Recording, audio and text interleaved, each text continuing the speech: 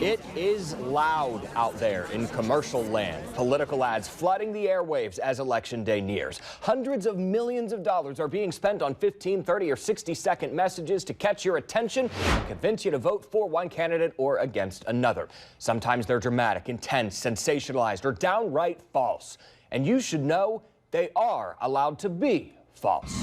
The U.S. Supreme Court has ruled that generally false claims made by politicians are protected by the First Amendment. In Ohio, a federal judge struck down a decades-old law prohibiting candidates or outside groups from lying. Judge Timothy Black, an Obama appointee, said in his ruling, the answer to false statements in politics is not to force silence, but to encourage truthful speech in response, and to let voters, not the government, decide what the political truth is. Courts have rejected similar laws in other states. You've also probably seen clips from local or national news segments used in ads, sometimes out of context. It's happened with 13 Action News stories this year. You should also know that campaigns can illegally use those clips without a news station's permission, and that doesn't mean the station endorses that ad or that candidate. Viewers will often ask us if we can take ads with lies off the air. The simple answer is no, even if they're false or graphic. Like one ad airing across ABC stations this week from the Constitution candidate for president. It's about abortion and compares journalists to Nazis. Federal regulations prevent broadcast stations from censoring political ads or rejecting them altogether, as long as they are from legally qualified candidates. It's been said that political ad strategies are like car commercials. They're on every day, but you're not buying a car every day, just like you're not voting every day.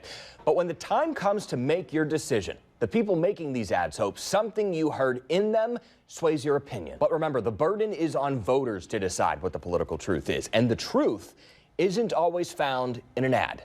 And that's why it matters.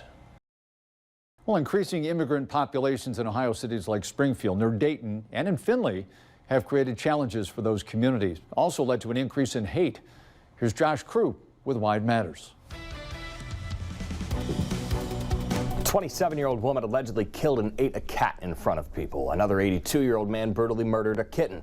A 27-year-old stabbed his wife's dog. A 25-year-old set 2 puppies on fire.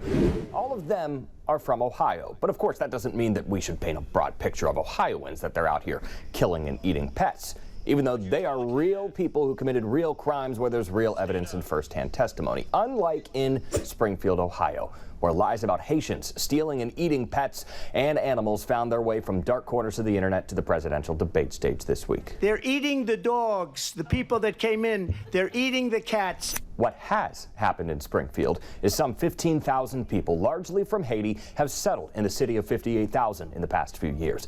The Biden administration granted temporary protection status to hundreds of thousands of Haitian immigrants because of widespread violence in the country that's overrun by gangs. If it was not for a matter of death or life in my country, it would be better to get back.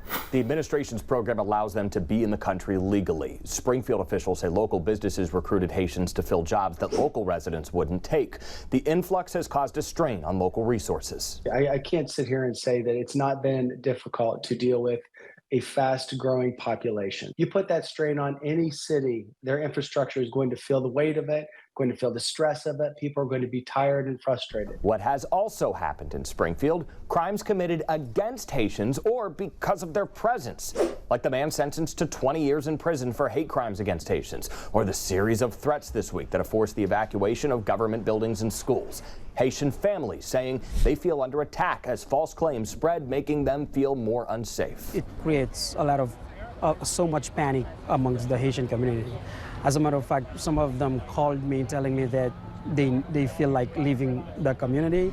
Findlay has also seen an increase in Haitians settling in the city on a smaller scale compared to Springfield, but it's experiencing similar challenges while also seeing similar feelings of resentment expressed toward them. The city's mayor has tried to urge people to show compassion. Because it's not good for our country to react to immigrants in the way that we are today. There are real challenges and real concerns that leaders in these communities say need to be addressed, but without hateful and harmful rhetoric, or without painting a broad picture about a group of people. Because what's said and spread on the internet, whether it's real or false, can and does have real-life consequences. And that's why it matters. Josh Krupp, 13 Action News. This week, prosecutors outlined what they say was a hostile capture of a significant portion of Ohio's state government. Now, powerful people allegedly behind that public corruption scandal face dozens of criminal charges. Here's Josh Krupp with Why It Matters. They worked to steal the power of government and bend it to the will of First Energy. Those were the words prosecutors used this week in their indictments of key players in the largest bribery scheme in Ohio's history. As a refresher and in a nutshell, the scandal involved First Energy paying out bribes to get a $1.3 billion bailout bill passed for a pair of nuclear power plants, including Davis-Besse and Oak Harbor. We've already seen prison sentences handed down in the investigations, including for former House Speaker Larry Householder for accepting nearly $61 million in bribes to pass the bailout bill. But as Attorney General Dave Yost said this week, there can be no justice without holding the check writers and the masterminds accountable. Those alleged masterminds indicted on 27 combined felony counts this week. Charges against former First Energy executives, including the utility's former CEO, and this man, Sam Randazzo. He's the former chairman of the Public Utilities Commission. It's a 5-member board that regulates utility companies. Prosecutors say Randazzo was essentially a Trojan horse for First Energy, taking over the state government in a way that allowed First Energy to regulate itself. Power is inherently seductive and corrosive. It was Governor Mike DeWine who appointed Randazzo to the board, but he denies knowing that Randazzo received a $4.3 million payment from First Energy right before he secured the position. I have a great confidence in our judicial system. Let's let the system work. It will work. Justice will be done, whatever that is. So a few suits and government officials face charges. So what? Well, parts of that bailout bill are still in place, including subsidies for coal plants in Ohio and Indiana. The price tag, $500,000 a day until 2030.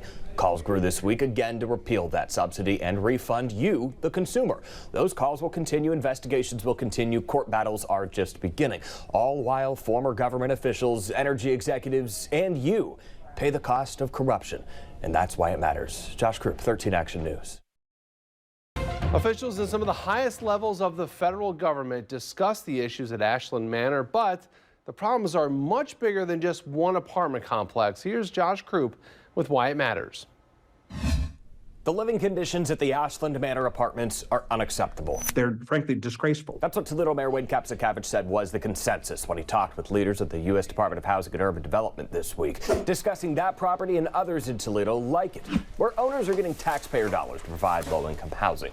Top federal officials know about Toledo's problems, but that doesn't matter unless they implement real changes and improvements. I continue to worry about the next thing, the next problem, the next unit that could go through the same issue. That's because these are problems that seemingly slipped through the cracks in this giant bureaucracy. HUD funds 2 million units of public housing. There are tens of thousands of facilities all over the country that sometimes go years between inspections. So who should be held responsible if a place gets to the point where Ashland Manor is right now? You'd think the owner. Well, the city can take that owner to housing court and levy penalties against them. The problem is, in this giant bureaucracy, they oftentimes hide behind LLCs and P.O. boxes, making it difficult to figure out who to go after. Certainly feels like a sham to me. Not only are these folks out-of-town landlords, they're fundamentally folks who don't want to be found. And that should tell you just about everything you need to know about about what's going on here. So what else can be done here locally outside of housing court? The mayor says many inspections are up to HUD, but city council can step in, he says, and impose a local inspection law that would allow local officials to go into these properties if someone complains about them, so problems don't spiral out of control like they are now. This system is massive, and there are other problems with it, too. It's one that has limited funding and sometimes leaves families waiting years just to get housing vouchers. But ensuring living conditions are livable and not unacceptable or disgraceful should be the bare minimum.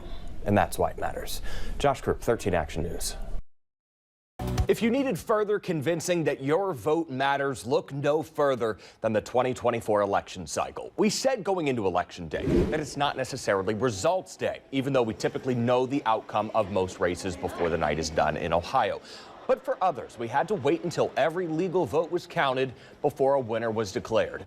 That was the case in Ohio's 9th Congressional District. Congresswoman Marcy Kaptur won the closest general election of her career, defeating State Representative Derek Marin by around 2,400 votes.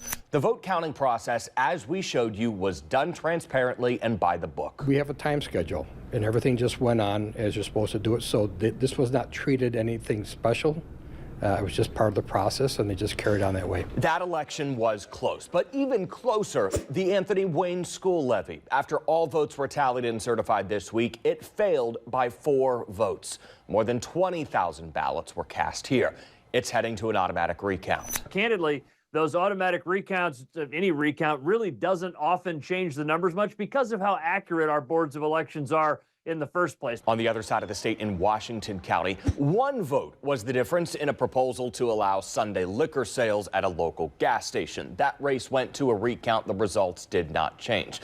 The people who cast the deciding votes in those races had as much power as everyone else who voted in this election. It didn't matter if they were rich or poor, their jobs, their social status, their income didn't matter, but their votes did.